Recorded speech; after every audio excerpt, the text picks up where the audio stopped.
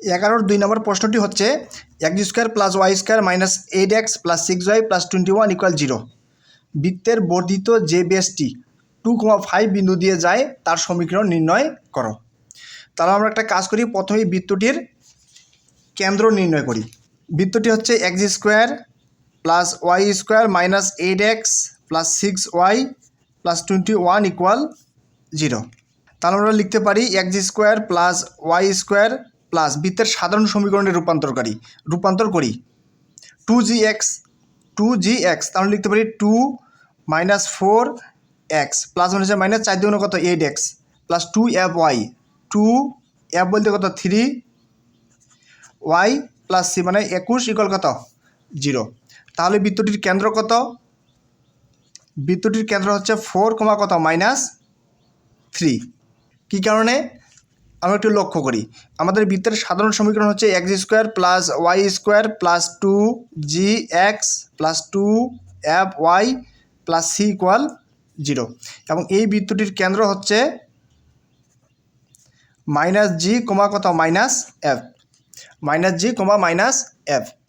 এখন এই যে x square plus y square plus 2gx অর্থাৎ জি এর মান কত মাইনাস 4 প্লাস 2fy অর্থাৎ এফ এর মান কত 3। আর আমাদের কেন্দ্র কি মাইনাস জি কত মাইনাস এফ, কেন্দ্র হচ্ছে মাইনাস জি আর জি এর মান কত মাইনাস 4, জি এর মান হচ্ছে মাইনাস 4। তাহলে এখানে যদি আমরা মাইনাস 4 বসাই তাহলে কি মাইনাস মাইনাস প্লাস 4। আবার মাইনাস এফ এর মান কত 3, তাহলে এখন যদি আমরা 3 বসাই তাহলে কি থাকে মাইনাস 3। এই জন্য আমাদের বৃত্তটির কেন্দ্র কত 4, মাইনাস 3। মনে করি এই হচ্ছে এই বৃত্তটি এবং এই বৃত্তটির কেন্দ্র কত 4, কত মাইনাস 3। এখন বৃত্তের কেন্দ্রের মধ্যে যেই রেখাটি যায় সেই রেখাটির নাম কি হয়? ওই বৃত্তটির ব্যাস। বৃত্তের কেন্দ্রগামী রেখাটি হচ্ছে কি ব্যাস। এখন এই ব্যাসটিকে যদি আমরা কি করি বর্ধিত করি, প্রশ্নেই বলা ছিল এই যে বৃত্তের বর্ধিত যে ব্যাসটি, এই যে এই ব্যাসটিকে আমরা কি করলাম বর্ধিত করলাম, এই যে এই ব্যাসটিকে আমরা কি করলাম বর্ধিত করলাম। এই বর্ধিত ব্যাসটি যদি কত বিন্দু দিয়ে যায় 2,5 বিন্দু দিয়ে যায়, মনে করি এইটা হচ্ছে কত বিন্দু 2, কত বিন্দু 5 বিন্দু দিয়ে যায়, তাহলে এই ব্যাসটির সমীকরণ কি করো নির্ণয় করো। তার মানে এই যে এই রেখাটি কয়টা বিন্দুগামী? 2টা বিন্দুগামী, 4, মাইনাস 3 এবং 2, কত 5। কয়টা বিন্দুগামী? 2টা বিন্দুগামী। আরেকটা লিখে রাখি 4, মাইনাস 3 ও 2, কত 5 বিন্দুগামী রেখাটা। অর্থাৎ এই যে এই রেখাটি কয়টি বিন্দুগামী? 2টি বিন্দুগামী, 4, মাইনাস 3 এবং 2, 5 বিন্দুগামী। আমরা একটি সূত্র জানি, সূত্রটি হচ্ছে সরলরেখা চ্যাপ্টারের। কি চ্যাপ্টারের? সরলরেখা চ্যাপ্টারের। যে 2টি বিন্দুগামী, এই যে x1, y1 এবং x2, y2, এই যে বিন্দুগামী সরলরেখার সমীকরণ কি হবে? সরলরেখার সমীকরণ হবে x minus x1 into x1 minus x2 equal y minus y1, নিচে হচ্ছে y1 minus y2।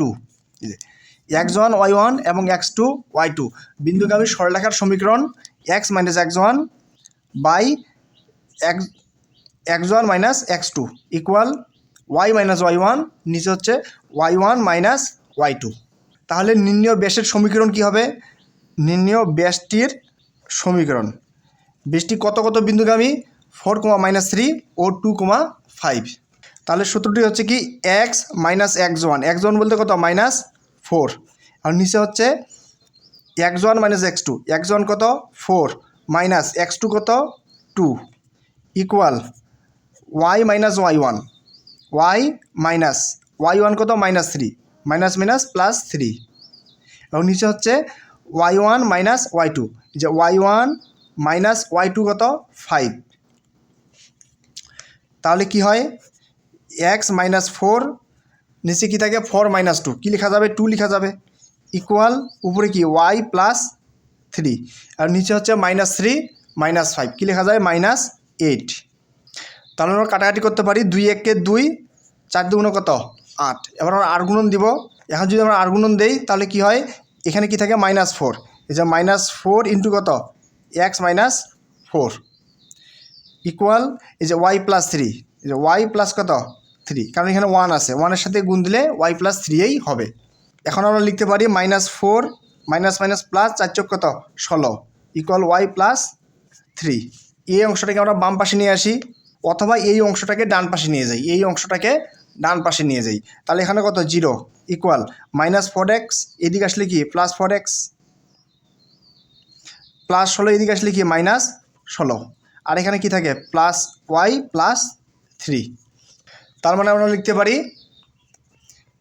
4x plus Y -16 plus 3, কী লেখা যাবে -13 ইকুয়াল 0। এটি নির্ণীয় বৃত্তের ব্যাসটির সমীকরণ।